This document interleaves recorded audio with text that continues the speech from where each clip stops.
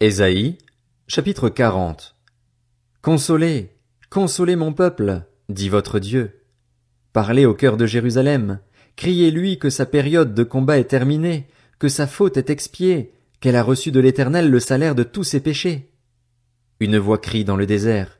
Préparez le chemin de l'Éternel, faites une route bien droite pour notre Dieu dans les endroits arides. Toute vallée sera comblée, toute montagne et toute colline abaissée. Ce qui est tortueux sera redressé et les endroits rocailleux aplanis. Alors la gloire de l'Éternel sera révélée, et au même instant tout homme la verra.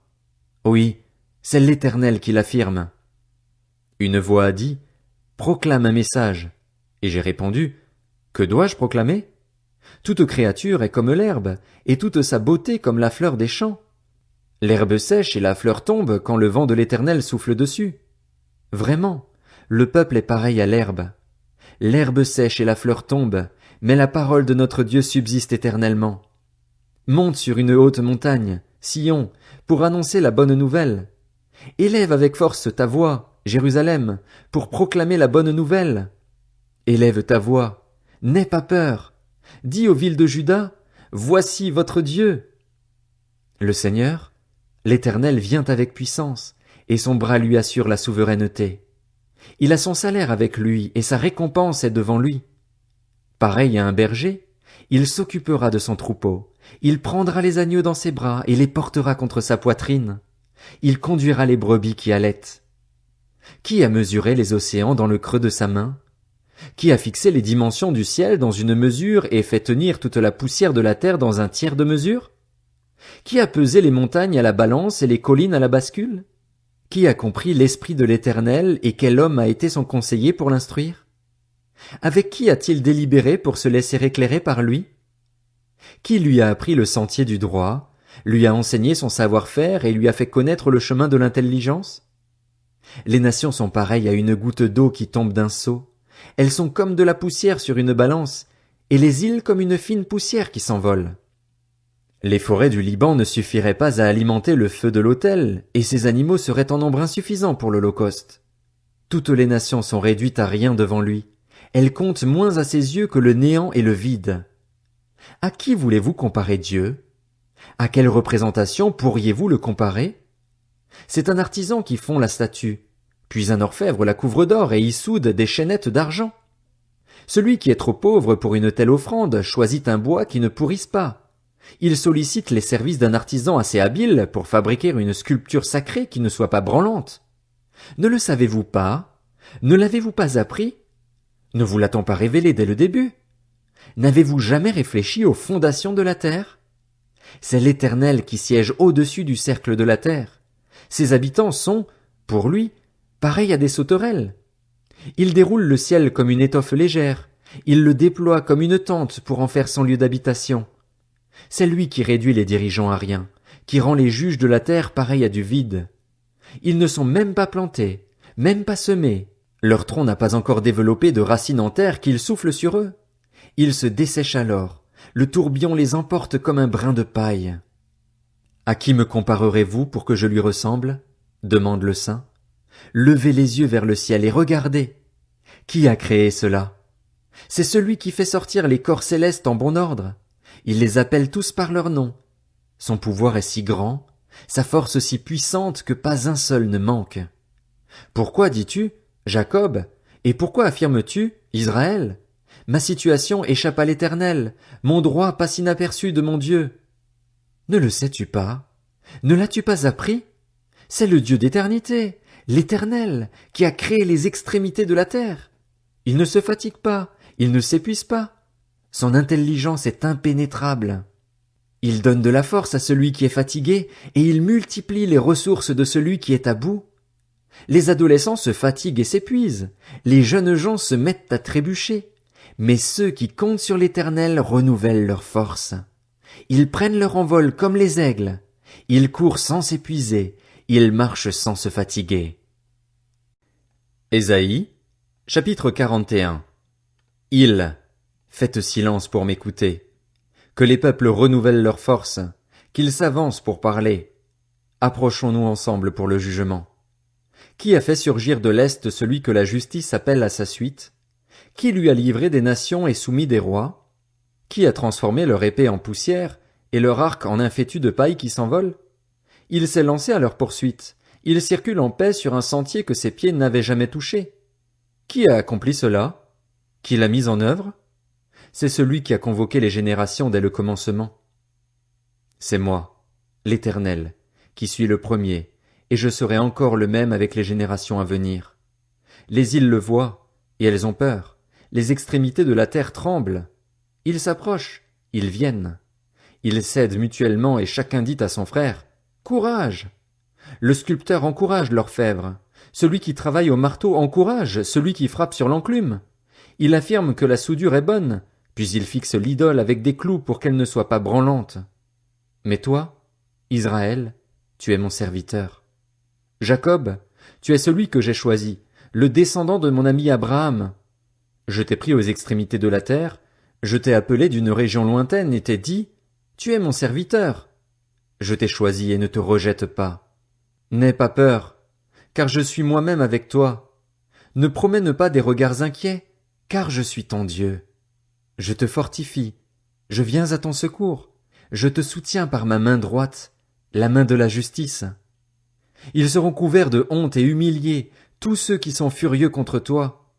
Ils seront réduits à rien, ils disparaîtront, ceux qui t'intentent un procès. Tu auras beau les chercher, tu ne les trouveras plus, ceux qui te combattaient. Ils seront réduits à rien, réduits au néant, ceux qui te faisaient la guerre. En effet, c'est moi, l'Éternel, ton Dieu, qui empoigne ta main droite et qui te dit, « N'aie pas peur, je viens moi-même à ton secours. » N'aie pas peur, vermisseau de Jacob, faible reste d'Israël. Je viens à ton secours, déclare l'Éternel. Celui qui te rachète, c'est le Saint d'Israël. Je vais faire de toi un traîneau de battage tout neuf, garni de pointes. Tu écraseras, tu broieras les montagnes et tu rendras les collines semblables à la balle du blé.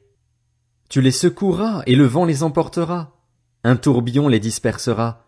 Mais toi, tu trouveras ta joie dans l'Éternel. Tu feras ton sujet de fierté du Saint d'Israël. Les plus humbles et les plus pauvres cherchent de l'eau, mais il n'y en a pas, et leur langue est desséchée par la soif. Moi, l'Éternel, je répondrai à leurs prières. Moi, le Dieu d'Israël, je ne les abandonnerai pas.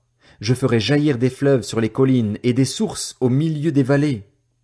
Je changerai le désert en étang et la terre aride en cours d'eau.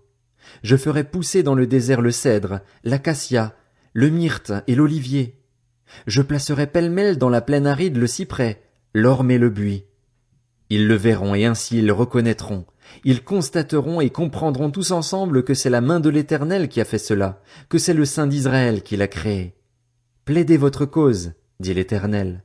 Présentez des arguments pour votre défense, dit le roi de Jacob. Qu'il les présente, qu'il nous révèle ce qui doit arriver. Quelles prédictions avez-vous déjà faites? Révélez-le. Nous y réfléchirons et saurons ainsi si elles se sont accomplies. Ou bien annoncez-nous l'avenir. Révélez ce qui arrivera plus tard. Nous reconnaîtrons alors que vous êtes des dieux. Faites seulement quelque chose, que ce soit bien ou mal, pour que nous le voyions et l'examinions ensemble. En réalité, vous êtes moins que rien et votre activité est plus que vide. C'est une erreur monstrueuse que de vous choisir. Je l'ai fait surgir du nord et il est venu. Depuis l'est, il recourt à mon nom. Il écrase les gouverneurs comme de la boue, tout comme le potier piétine l'argile. Qui l'a révélé dès le début pour que nous le sachions, longtemps à l'avance pour que nous puissions dire « C'est juste ». Personne ne l'a révélé, personne ne l'a annoncé et personne n'a entendu vos paroles. J'ai été le premier à dire à Sion « Les voici », à donner à Jérusalem un messager de bonnes nouvelles. Je regarde, mais personne ne se présente. Personne parmi eux qui puisse donner un avis et qui puisse répondre si je l'interroge. Ils ne sont tous que tromperies, ils ne fabriquent que du vide, leurs idoles ne sont que du vent, c'est le désert.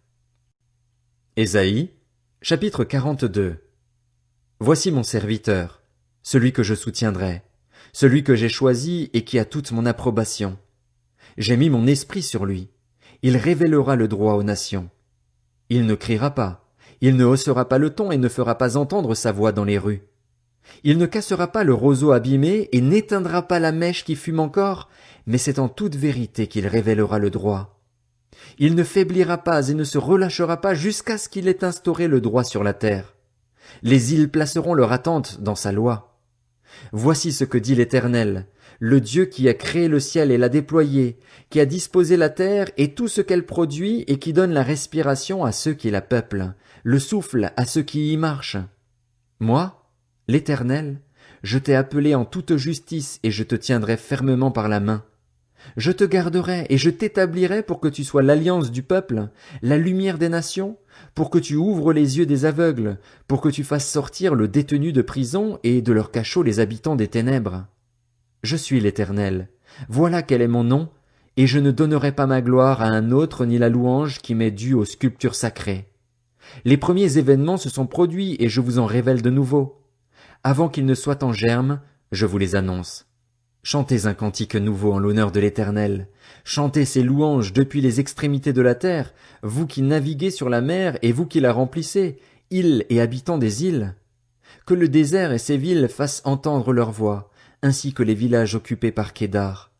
Que les habitants de Séla expriment leur allégresse. Que du sommet des montagnes retentissent des cris de joie. Qu'on donne gloire à l'Éternel et que dans les îles on proclame ses louanges. L'Éternel sort, pareil à un héros. Son zèle passionné le fait surgir comme un homme de guerre. Il pousse des cris de guerre. Il montre sa force contre ses ennemis. J'ai longtemps gardé le silence. Je me suis tu. Je me suis retenu de parler, mais désormais, je vais crier comme une femme en train d'accoucher. Je serai haletant et je soufflerai tout à la fois. Je dévasterai montagnes et collines et j'en ferai sécher toute la verdure. Je changerai les fleuves en îles et je mettrai les étangs à sec. Je ferai marcher les aveugles sur un chemin qu'ils ne connaissent pas. Je les conduirai par des sentiers qu'ils ignoraient. Je changerai les ténèbres en lumière devant eux et je redresserai les passages tortueux. Voilà ce que je ferai, et je ne les abandonnerai pas. Ils reculeront, couverts de honte, ceux qui placent leur confiance dans les sculptures sacrées, ceux qui disent aux statues en métal fondu, « C'est vous qui êtes nos dieux !» Sourds, écoutez. Aveugles, regardez et voyez. Qui est aveugle? N'est-ce pas mon serviteur? Y a-t-il plus sourd que mon messager, celui que j'envoie?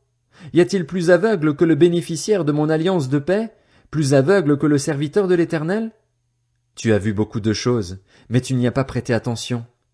Il a ouvert les oreilles, mais il n'a rien entendu. L'Éternel a pris plaisir, à cause de sa justice, à rendre la loi grande et magnifique, et c'est un peuple pillé et dépouillé. On les a tous enchaînés dans des trous, plongés dans des cachots. On les pille et personne ne les délivre. On les dépouille et personne n'ordonne de rendre ce qu'on leur a pris. Qui de vous prêtera l'oreille à cela?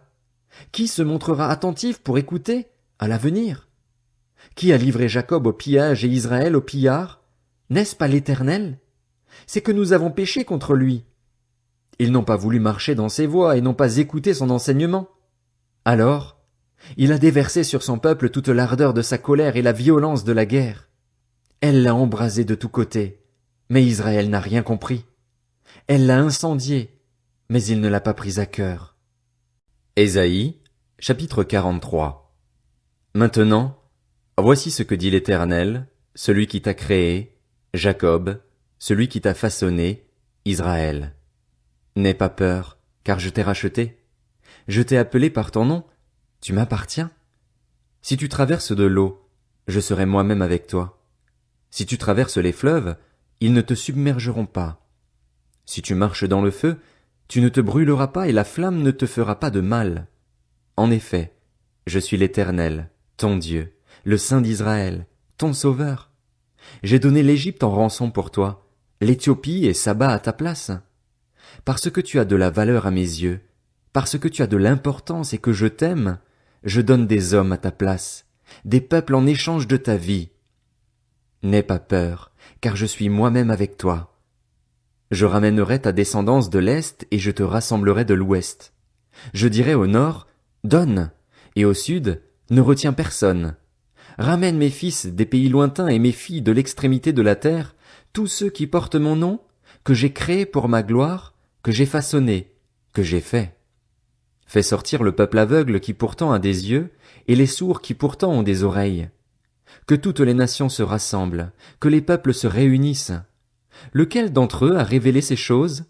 lesquels nous ont annoncé les premiers événements? Qu'ils présentent leurs témoins et se défendent, qu'on puisse écouter et dire, c'est vrai.